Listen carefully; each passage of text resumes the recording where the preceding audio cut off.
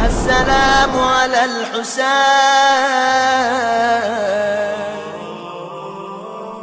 کہ 72 کا اتنا مختصر تھا لشکر کربلا میں، اتنی بڑی فوج ابن زیاد نے تیار کر کے کیوں بھیجوائی؟ ایک تو یہ تھا کہ بہت سارے لوگ تو خود سے پہنچ گئے جب ان کو پتا چلا کہ اس جنگ میں حصہ لینے والے کو بھاری انعامات ملیں گے، لیکن جو پراپر فوج ابن زیاد نے بھیجوائی وہ بھی کم سے کم 30,000 کی رپورٹنگ، کم سے کم اس زمانے کی پاپولیشن دیکھیے گا۔ اور یہ ایک اختلاف اس لیے بھی آ جاتا کہ 30,000 تو وہ ایک باقاعدہ جو فارمل قسم کی آرمی ہوتی، اس کے علاوہ بہت سارے لوگ، یہ خبر پھیل گئی تھی کہ حاکم بڑا خوش ہو جائے گا، جو کربلا میں جائے گا بڑے بھاری انعامات ملیں گے، وہ خود سے پہنچے۔ ان کی کوئی رپورٹنگ نہیں ہے، وہ خالی لوگوں نے اندازے لگائے کہ کتنے ہوں گے، مگر یہ 30,000 بھی صرف 72 کے جس میں بچے بھی ہیں، وہ اس لیے کہ ٹھیک 1 مہینے پہلے ابن زیاد کوفے کے بازاروں میں ایک ایسا جہاد دیکھ چکا تھا جو ایک اکیلے نے کیا تھا۔ ایک اکیلا سپاہی تھا مگر کوفے کی ساری فوج، وہ خود ابن زیاد 1 مہینے پہلے دیکھے ہوئے۔ ہاشمی شیر کسے کہتے ہیں؟ وہ تو پھر بھی علی کے بڑے بھائی عقیل کا بیٹا مسلم ہے، محمد ابن اشعث ابن قیس کوفے کی فوجوں کا کمانڈر تھا۔ تاریخ کا جملہ ہے نا، آپ نے ہر سال مجلسوں میں سنا، پہلے ابن زیاد نے 200 یا 500 سواروں کے بھجوائے، کہا کہ اسے گرفتار کرو، اور ہر تھوڑی دیر کے بعد اس کی جانب سے ایمرجنسی کال آ رہی ہے کہ اور سپاہی اور سپاہی اور سپاہی۔ پوری کوفے کی ساری آرمی ختم ہو گئی، ابن زیاد بھی چکرا گیا، ایک اکیلا آدمی۔ چنانچہ اس نے محمد ابن اشعث ابن قیس، یہ بھی بڑا عجیب خاندان، اس کا باپ اشعث ابن قیس ساری زندگی مولا کا دشمن رہا، اس کی بہن جودہ ابن اشعث ابن قیس حسن مجتبیٰ کو زہر دینے والی خاتون، اور خود یہ، تو اس کا ایک بے اختیار اس کی زبان پہ ایک جملہ آ گیا۔ ابن زیاد کہتا کتنے سپاہی چاہیے، میں نے ایک آدمی کو گرفتار کرنے کے لیے کہا۔ تو جواب یہی تو تھا نا محمد کہ اے ابن زیاد، تو نے کوفے کے کسی بنیے یا بقال کی گرفتاری کی بات نہیں کی ہے، ایک ہاشمی شہزادے کو گرفتار کرنے کی بات کی ہے۔ اگر ساری اسلامی دنیا کی فوج بھی اسے گرفتار کر لے تب بھی غنیمت سمجھنا، اور حقیقت یہ ہے کہ کوفے کی ساری فوج پہنچ گئی، مگر مسلم پھر بھی گرفتار نہ ہو۔ وہ تو اگر دھوکہ دے کر اور ایک گڑھا کھود کر اور اس جانب لے جا کے مسلم کو گرفتار نہ کیا جاتا تو کوفے کی ساری فوجیں آنے کے بعد بھی گرفتاری ممکن نہ تھی۔ جس ابن زیاد نے 25 دن پہلے یہ منظر دیکھا کہ عقیل کا بیٹا اتنا بہادر ہے، تو جب یہ سوچتا ہوگا کہ جب عقیل کے بیٹے کی یہ کیفیت ہے تو حیدر کرار علی کے بیٹے عباس کی کیا کیفیت ہوگی۔ مسلم ابن عقیل کے حوالے سے آپ 9 ذی الحجہ کی مجلس میں تفصیلی مسائل سن چکے ہیں، لیکن ایام ازا میں بھی شہداء میں سب سے پہلے مسلم کا بیان اس لیے ہوتا ہے کہ آقا حسین نے مسلم کو اپنا سفیر بنایا۔ آگے آگے مسلم ہے، اس کے پیچھے پیچھے پوری حسینی فوج آ رہی۔ تو کل رات سے آنے والے کل سے مختلف شہداء کے مصائب شروع ہوں گے، آج بہت ہی مختصر۔ مسلم اور عباس یہ 2 فرسٹ کزن، اور پھر رشتہ بہنوئی کا بھی، مولا کے داماد ہے مسلم، تو جناب عباس کے بہنوئی بھی فرسٹ کزن بھی ہیں اور ایک ایج گروپ۔ اگرچہ ہمیں معلوم ہے کہ عباس کا رتبہ بہت بلند ہے، مگر امام معصوم نے آج ہمارے اس مجمع میں کچھ ایسے زائرین بھی آ رہے ہیں جو آج تک ہمارے ساتھ ہیں، کل انشاءاللہ کربلا پہنچ رہے ہوں گے۔ تو جب کبھی بھی آپ کربلا اور کوفہ جاتے ہیں جو زیارت امام نے آقا عباس کی بتائی ہے وہ تو ہمارے بچوں کو بھی یاد ہو گئے، لیکن جو اس کے الفاظ ہیں وہی الفاظ جناب مسلم ابن عقیل کے لیے بھی امام نے استعمال کی۔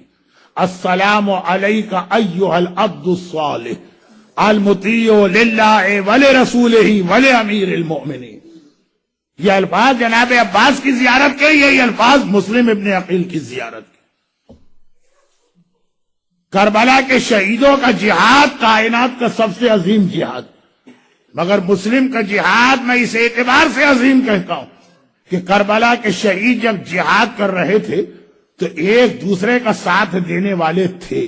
پوری شب عاشور اصحاب امام بے شک عبادت کرتے رہے، مگر ایک دوسرے کی موجودگی میں وقتاً فوقتاً ایک دوسرے سے باتیں کرتے رہے، ایک دوسرے کا حوصلہ بڑھاتے رہے، گرچہ اس کی ضرورت نہیں تھی۔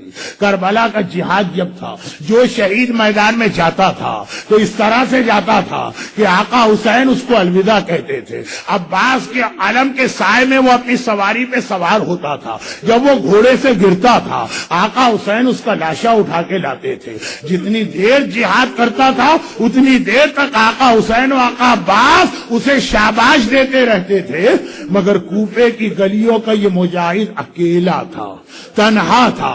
ساری رات اس نے بھی عبادت میں گزاری، مگر یہ تنہائی کی عبادت تھی۔ جب یہ جہاد کے لیے روانہ ہوا، نہ کوئی گھوڑے پہ سوار کرانے والا ہے، نہ کوئی شاباش کہنے والا ہے۔ جب گرفتار ہوا تو اس وقت بھی کوئی نہیں جو آ کے مسلم کو جیسے حسین ہر شہید کے سرانے پہنچے۔ مسلم کا جہاد اس لیے بھی عجیب ہے کہ کوفے کے کربلا کے جتنے مجاہد ہیں جب جہاد کرتے ہیں تو مقابلہ فقط تیر اور تلوار سے ہے جو میدان جنگ کے ہتھیار ہیں، مگر مسلم جب کوفے کی گلیوں اور بازاروں میں جہاد کر رہے ہیں تو تیر بھی پھینکے جا رہے، تلواریں بھی چلائی جا رہے، برچھیاں اور نیزے بھی استعمال ہو رہے، ساتھ میں مکانات کی چھت پہ کھڑی ہوئی عورتیں کوئی پتھر برسا رہی ہے اور کوئی گرم گرم پانی اور جلتی ہوئی آگ بھی پھینک رہی ہے۔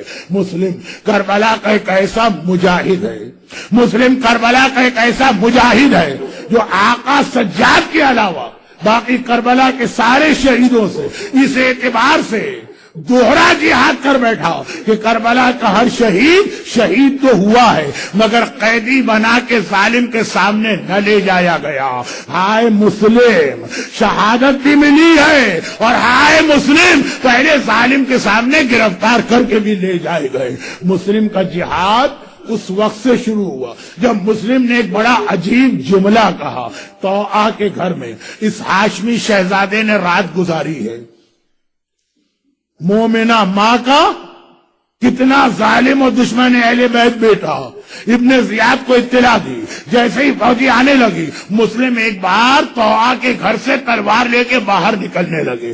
طوعا نے ایک جملہ کہا، شہزادے آپ باہر نہ جائیے، یہاں پھر بھی آپ گھر میں ہیں، محفوظ ہیں، تین طرف سے دیواریں آپ کو بچا رہی ہیں، یہاں بیٹھ کے جہاد کریں، آپ کا جہاد زیادہ دیر تک ہوگا، کھلے میں آپ جائیں گے تو ہر طرف سے آپ پہ حملہ ہوگا۔ ہاشمی شہزادہ ہے، حیدر کرار کا داماد ہے، ایک مرتبہ کہتا ہے لیکن طوعا مجھے ڈر ہے کہ میری وجہ سے یہ بے حیا فوج تیرے گھر میں داخل نہ ہو جائے اور تیری بے پردگی نہ ہو جائے۔ اے مسلم، آج ایک ضعیفہ اور مومنہ کے پردے کا اتنا خیال، ارے ایک بار شام غریبہ کربلا میں آ کے دیکھیے، یہ رسول کی بیٹی زینب ہے، وہ حسین کی بیٹی سکینہ ہے، اور کس طرح یہ فوجی بے حیا خیموں میں داخل ہوئی۔ مسلم کا جہاد شروع ہوا، بڑا عجیب جہاد جس کا اختتام دھوکے سے گرفتار کیا گیا، دربار ابن زیاد میں لے جائے گئے۔ دربار ابن زیاد میں مسلم پہنچے تو ایک راوی نے بڑا عجیب جملہ نقل کیا۔ کئی سال بعد مدینے میں آقا سجاد کی خدمت میں ایک آدمی آتا، کہا مولا میں کوفے کا رہنے والا ہوں، اس دن بھی دربار میں تھا جس دن مسلم گرفتار کر کے لائے گئے تھے، اور اس دن بھی دربار میں تھا جس دن آپ گرفتار کر کے لائے گئے۔ مولا یقیناً مسلم بہت بہادر ہیں، آپ کے چچا ہیں مگر ہیں تو غیر معصوم، آپ تو امام معصوم ہیں، پھر اتنا فرق کیوں ہو گیا کہ مسلم گرفتار بے شک تھے، زخمی بے شک تھے، مگر سینہ تان کے آئے تھے، کمر بالکل سیدھی تھی، ابن زیاد کی آنکھوں میں آنکھیں ڈال کے بات کر رہے تھے۔ لیکن مولا جس دن آپ آئے تو کمر جھکی ہوئی ہے، سینہ سکڑا ہوا ہے، نگاہیں زمین پر ہے۔ ہائے میرا امام سجاد، ایک بار فریاد کی، اے شخص تو نے میرے کلیجے میں برچھی اتار دی ہے، تو نے یہ تو دیکھ لیا کہ میرا چچا سینہ تان کیا گا، نگاہوں میں آنکھوں میں آنکھیں ڈال کے بات کر رہا، مگر یہ نہ دیکھا میرا چچا اکیلا آیا تھا، میرا چچا تنہا آیا تھا۔ لیکن ہائے جب میں دربار پہنچا، محمد کی نواسیاں، میری مائیں اور بہنیں کس طرح بے مقنع چادر کے میرے ساتھ لائے گئے، اور عزاداروں پھر مسلم نے ایک عجیب سنت اسلام میں قائم کی ہے جو قیامت تک چلتی رہتی ہے، اور وہ کہ جب دارالامارہ کی چھت پہ لے جائے گئے، ابن زیاد نے کہا جلاد ان کی گردن اڑا دے۔ دارالامارہ کی چھت پہ مسلم کو لے جایا گیا، مسلم نے چاروں طرف دیکھا، ہائے میرا آقا مجھ سے دور ہے، الوداعی سلام کروں تو کیسے کروں؟ وہیں محل کی چھت پہ کھڑے کھڑے راہ کوفے کا رخ کیا، آواز دی السلام علیکم یا ابا عبداللہ۔ آقا اپنی جگہ سے کھڑے ہوئے اور پلٹ کے کوفے کو دیکھا، وعلیک السلام یا اخی، بھائی مسلم تم بھی میرا سلام قبول کرو۔ مسلم نے بتا دیا اے مومن، اگر آقا تک پہنچنا کبھی مشکل ہو، جہاں بیٹھے ہو وہیں سے آقا کو سلام کرو، یہ سنت مسلم بن کے سلام وہاں تک پہنچے گا۔ مگر آخری دو چھوٹی سی روایتیں، جلاد کی تلوار تو چلی، مسلم کا سر و بدن ایک دوسرے سے جدا ہوا، اور ادھر راستے میں حسینی قافلہ راستے میں ہے، کئی دنوں سے کوفے کا راستہ بند ہے، کوفے سے کوئی مسافر نہیں آ رہا، سب سے زیادہ بے چین عباس ہے۔ ایک مرتبہ عباس نے دیکھا آج کئی دنوں بعد کوفے کے راستے سے کوئی مسافر آ رہے، ہاتھ جوڑے، مولا اجازت ہو انہیں بولا کہ اپنے بھائی مسلم کی حالت دریافت کر لوں۔ حسین کو تو معلوم ہے مگر قافلے کو اطلاع دینا ہے کہ عباس بلا کے لاؤ۔ مسافر لائے گئے، عباس نے طلب کے کہا کوفے کے آنے والوں کیا تمہیں کچھ پتا ہے میرا بھائی مسلم کس حالت میں ہے؟ وہ کوفے گیا تھا، کوئی خبر نہیں آئی۔ مسافروں نے سر جھکا لیے، کہا آقا جب ہم کوفے سے نکلے تھے تو 3 دن گزر گئے تھے، کٹا ہوا سر دارالامارہ پہ لٹک رہا تھا، بے سر کا لاشا کوفے کی گلیوں اور بازاروں میں گھسیٹا جا رہا تھا، مگر نہیں حق ادا نہ ہوگا مسلم کا اگر مسلم کے پورے سلام کو بیان نہ کروں۔ دارالامارہ کی چھت سے آقا کو سلام کیا، مگر 11 محرم کا قافلہ شہر کوفہ میں داخل ہو رہا ہے۔ ایک بار زینب سر جھکائے بیٹھی ہے، سلام سنا، کوئی میرے بھائی کو سلام کر رہا، السلام علیکم یا ابا عبداللہ۔ زینب گھبرا گئی، السلام علیکم یا ابن رسول اللہ۔ زینب پریشان ہو گئی، یہ دشمنوں کے شہر میں میرے بھائی کو سلام کون کر رہا؟ دائیں دیکھا بائیں دیکھا، کوئی نظر نہ آیا، دوبارہ ایک آواز آئی، اب زینب کو سلام کیا، السلام علیکی یا بنت رسول اللہ، اے رسول کی بیٹی میرا سلام لیجئے۔ زینب نے پہچان لیا، کوفے کے دروازے پر ایک بے سر کا لاشا لٹک رہا ہے اور اس لاشے سے یہ سلام کی آواز آ رہی۔ زینب نے گھبرا کے پوچھا اے شخص تو ہے کون جو مجھے سلام کر رہا؟ جواب آیا شہزادی آپ نے اپنے بھائی مسلم کو نہ پہچانا، ارے میں آپ کا سفیر 1 مہینے سے یہاں آپ کا انتظار کر۔ السلام على الحسين